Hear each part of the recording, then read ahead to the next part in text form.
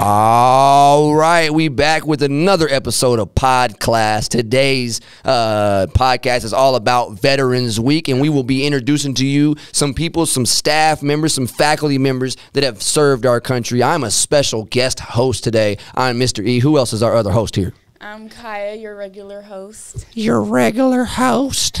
It was pretty accurate. I'm Kaya, your regular host. She's just a regular, in case you didn't know. And we do have a guest. I'm glad that you're here. Please introduce yourself to us, sir. Mr. Young. And you are a vet? I am. What branch of service? Active Army.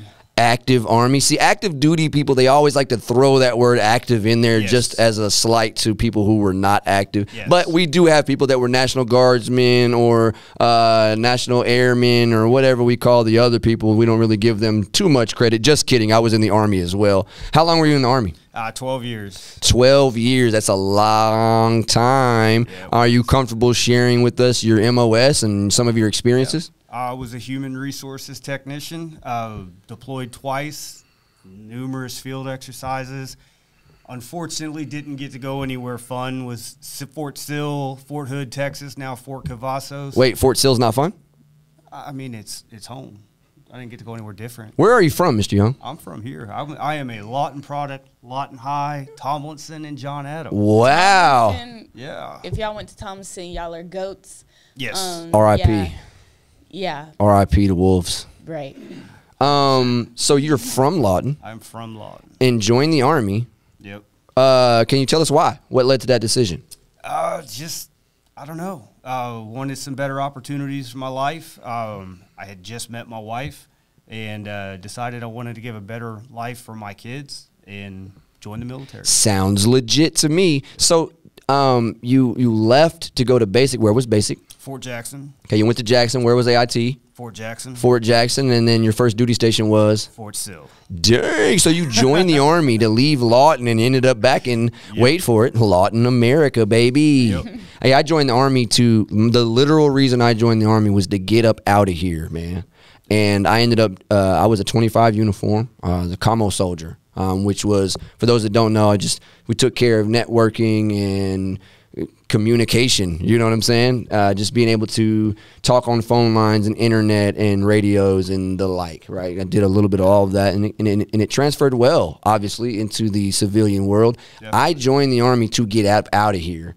And anytime it came across for a chance to re-enlist, and the motivation to re-enlist was I got to choose where I got to go. I chose places outside of Lawton. So fortunately for me, it worked out. I left Lawton and never came back until I got out. So that's good stuff. So you say you deployed. Where'd you deploy to? Twice to Iraq, northern Iraq, Mosul area, 2 times. And, yeah, good memories, bad memories but memories nonetheless. The good news is you're here. Definitely. We're celebrating you this week. Definitely. Kaya, any questions from a student perspective for veterans? You said you were deployed. How long were you deployed? First one was 15 months. Second one was 12 months. So how was that, like, long distance from, you said your wife? It's rough. It's rough. There's no question about it. It takes a toll on families. But just like everything else in life, it's give and take. You take the positives, you take the negatives, and just go with it. As long as you've been in the military, would you push kids our generation to join, or would you like?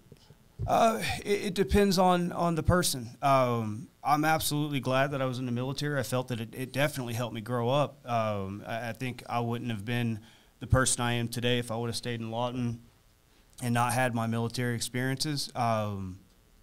Like everything else, like I said, there's good and bad with it. Especially today, this day and age, with college being so expensive and the issues with student loans and everything, that's a way to get your college paid for. For sure. I mean, I wouldn't have got a degree without a degree without the Army paying for it. That's good stuff. Hey, I wanted to clarify something. Obviously, I took a shot at anyone outside of the Army. I want to be clear. We celebrate all vets to include Coast Guard and Navy and Marines and Air Force. I've never met anybody from the Space Force, but we're going to recognize vets from all branches of service. And so obviously it's kind of an inside thing depending on what branch of service you're in, to kind of give the other branches some, just to roast a little bit, poke the bear, if you will. So I want to clarify, I don't want any smoke. Or I'm not looking for the smoke. It's all jokes, man. Anything else you want to encourage us with or leave us with as far as being a vet as we celebrate you this week? Just serving your country is a great honor to do it.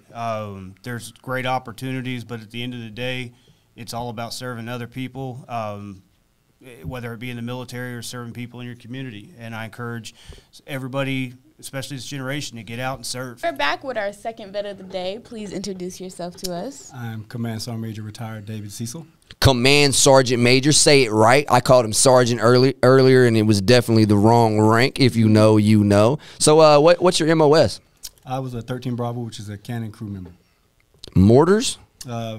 Artillery. You see all the lights. Oh, yeah. And stuff out there in Fort Sill. Nice. The whole time, did you ever have to reclass or anything like that? Nope. 13 Bravo. Obviously, when you make Master Sergeant, you reclass to 13 Zulu, which means you're just a senior field artillery sergeant. Nice. I was commo, so I have no idea what you're talking about right now. You're the real Army. I'm totally lost over here. So an MOS is basically the job you had while you were in service. So every service member has a specific duty that they're trained to do, and so where they're stationed or sent to, and even on deployment assignments, majority of the time is based on what their MOS is, right? Then that doesn't mean that you aren't trained and proficient in everything else, right? So even a commo soldier, I know Mr. Young said he was an HR specialist.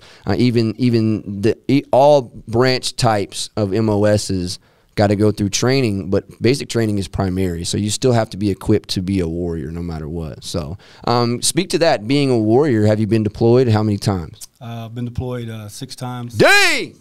Yeah, a lot of time away from home. Obviously, we are very appreciative of your sacrifices. Where have you been? Afghanistan, Iraq, Bosnia, Kosovo, Kuwait, Qatar. A couple peacekeeping missions in there. Bosnia and Kosovo happened in the mid to early 90s there, so a lot of people forget about that. But yeah, I was doing that back in the early 90s. You've been in for a long time. You've been deployed all those places. Which one was your favorite that you could say you really enjoyed being there? Probably Bosnia, because we were just a platoon on our own, and we were pretty much left to our own devices out there. But we were really close-knit family out there. It really does become your family over that the year plus that you're deployed out there. So it was a good time for us, and it was a peacekeeping mission, so it was pretty low threat. We weren't getting shot at and bombed and It's hard to say Afghanistan was your favorite because there was nothing good about it, Yeah. That's good stuff. Now I did have some peacekeeping stuff. We actually had some humanitarian missions in your Caribbean or South American countries. Oh, all the hard places. Yeah, they were very difficult. I had a great time. And I was deployed to Afghanistan. I have one deployment. I was fortunate to be in a commo platoon out of Fort Gordon, and our assignment for those 3 years that I was there was a humanitarian missions in third world countries in the Western Hemisphere. And so that was definitely a lot different. Those would be considered non-combative deployments. And I have one combat deployment in Afghanistan. That was in 2012. Where were you in 2012? 2012, I was right here at Fort Sill, Oklahoma, actually. Then I was in second of the 2nd Field Artillery Battalion here at Fort Sill. Well, we appreciate what you're doing. Kaya, any questions for the vet? I do not have any. It's Wednesday of the week, and we are still celebrating you. Really hopeful to celebrate the vets at all times, okay? But we're back with a guest and a new co-host. Who is the co-host with me now? Kiara. I didn't even know that was her name. We call her Kiki. I'm just kidding. And we've got our special guest with us. Who are you, please? Miss Daigle. And you are a vet. Obviously, you're on the show. What branch of service? Army. Go Army. We've had nothing but Army on the show, and I think it's probably going to be nothing but Army the whole time. Once again, it's just because we're the best. You know what I mean? What was your MOS, Ms. Daigle? I started off as a 31 Bravo, so MP, And then The police is here, y'all. Yep. And then went to officer candidate school and got into logistics. So you became an officer. Yeah. What rank did you get out of the Army in? I had just made the captain's list. Captain Daigle. Nice. So everything we said about officers prior to you getting in here, we'll take back. We'll make sure we edit that out of here. It doesn't matter. My husband is a first sergeant. I hear it all the time. I bet you do. Well, cool. Well, Kiki, being a student, maybe not having a whole lot of knowledge prior about military, do you have any questions for a veteran? Honestly, yeah. I just feel like, I put her on the spot. yeah, but it's okay. Which place? So you deployed? Yes. Yes. A few times. A few times. Which places did you deploy? Iraq twice. And then I did a rotation. I won't call it a deployment, but a rotation to United Arab Emirates. And if you don't mind me asking, how was the deployment? Which one? The first one. Anyone you would like to talk about? I mean, they're all different. Yeah. So, I mean, your combat tours are definitely different. The rotation to UAE was kind of cool because it was a rotation, not a combat deployment. So, I got to spend some time in, like, Dubai and Cool. Abu Dhabi and seeing all the oil money on the on the streets. Abu Dhabi just sounds cool. Yes. Can you explain to us the difference between a rotation and a deployment for someone who doesn't know?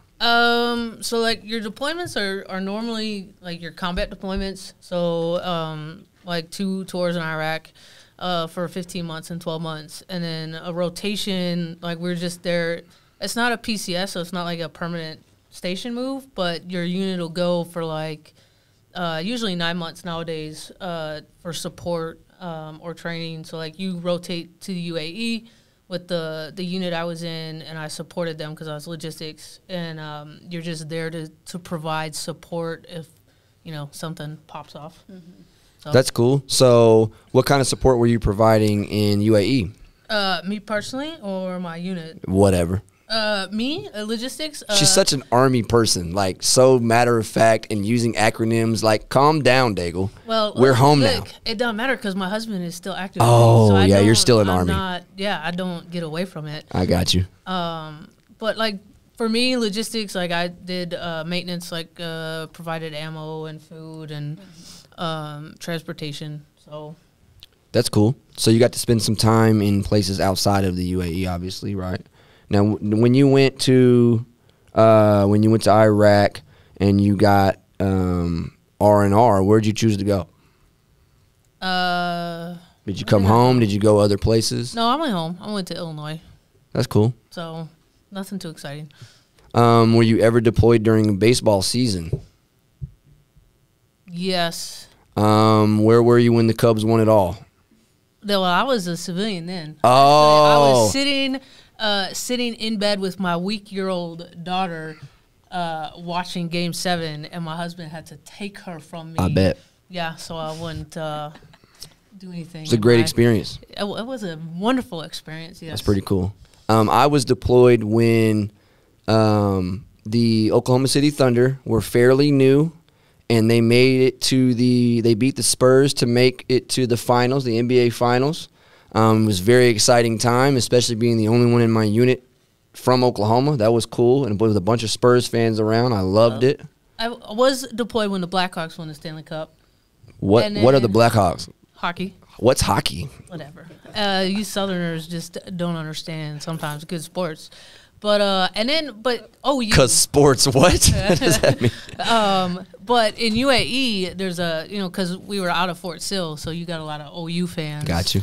Around. So that was the year they played Alabama in the bowl game. Got you. So that was fun. You got to talk. That was that the year we beat Alabama? Yep. Nice. Yeah. It's always good to beat Alabama in whatever. It doesn't matter if it's water polo, you beat the Tide. It's cool, especially being – we ain't going to talk too much about the Sooners right now. So moving on. So anyway, I was deployed, and we got beat in 5 games by LeBron and them. It was not a good time. But yeah, it happens. either way. Anything else you would like to share with us as a vet as we celebrate you this week? No, not really. It kind of gets awkward sometimes talking about. I don't like talking about myself, so sometimes that gets a little bit awkward. But off camera, she's totally fine talking about herself. On camera, it depends on what the subject is. Yeah. Any encouragement for a kid that is on the getting ready to graduate, maybe doesn't have plans, and they're thinking about joining the military? I would say make sure that you're choosing. I mean, I'll talk about the Army all day long, but make sure that you're choosing the right branch for what you want to do, because certain branches are going to give you certain things. I mean, I know people in the Space Force right now that transferred over when that opened up. I mean, the Air Force is going to give you different things, and sometimes the Army will, as far as jobs. And then, it'll pay for your college. So, I mean, and you don't have to use that even if you don't want to. There's tons of options for education and job readiness. So, and that's the big one, right? Especially being 17, 18, 19 years old. That was huge for me. Look, I got mechanics that are out making more than me right now, and all they were was mechanics in the Army. And good stuff. They, they're making give you a trade, grand, pay for your school, get out, and even if you don't utilize your GI Bill, a family member probably can, depending on how you figured that out, and just a lot of opportunities for you. So that's good stuff. Yep. Kiki, anything you want to ask or add to what's going on real quick before we let her go? Yes. Are you happy with the route that you took? Do you wish you would have done anything different with the time that you served? I don't know. That's a hard question. Nowadays, yes, but I think overall, no, because it's gotten me to where I am now. Because I went to college first and then went to the Army, because I didn't want to make a decision about what I wanted to do. So I mean, it helped me grow. I wouldn't change it overall. So. Yes. Well, we appreciate you being here, taking time out of class to come and hang out with us. You guys hold on to your seats. We got one more vet to interview.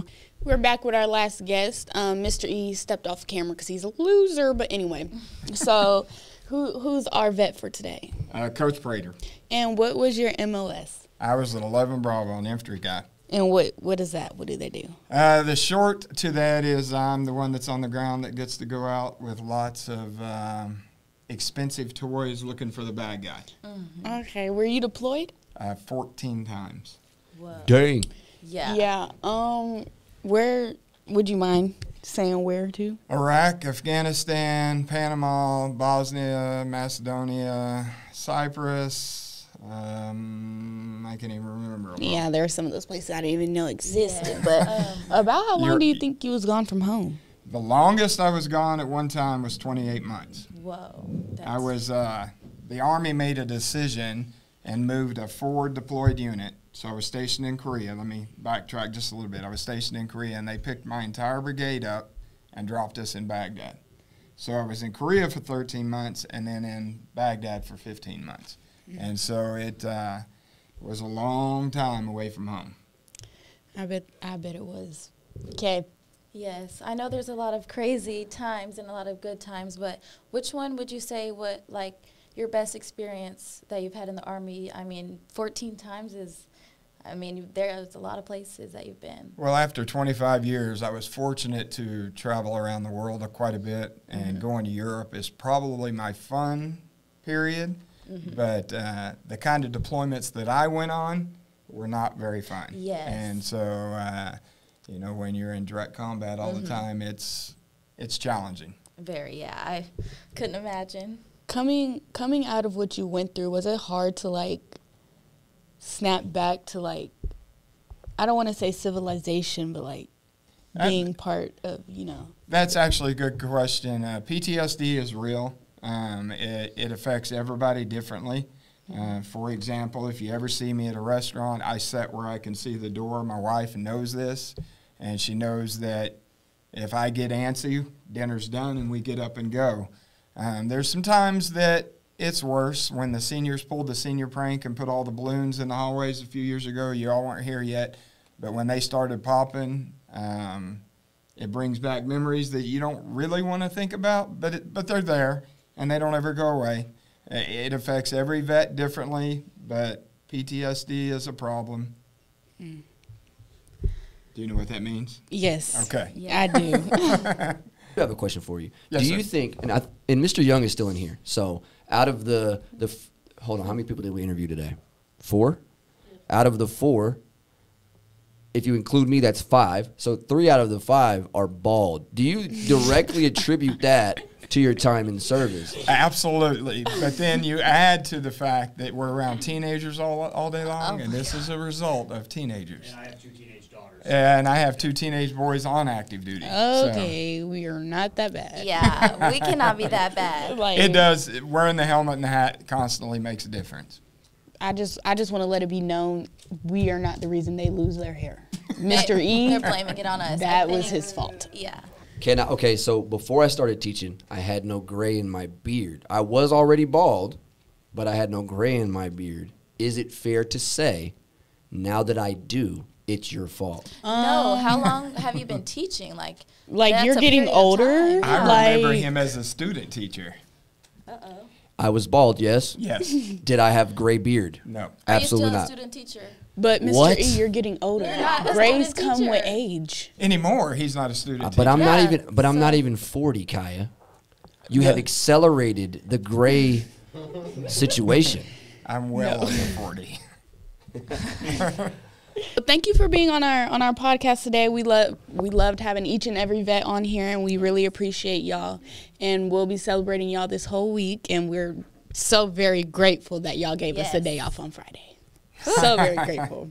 Thank you. So, okay. So thank you for tuning into our podcast today, and hopefully we'll see you next time. Peace. See ya.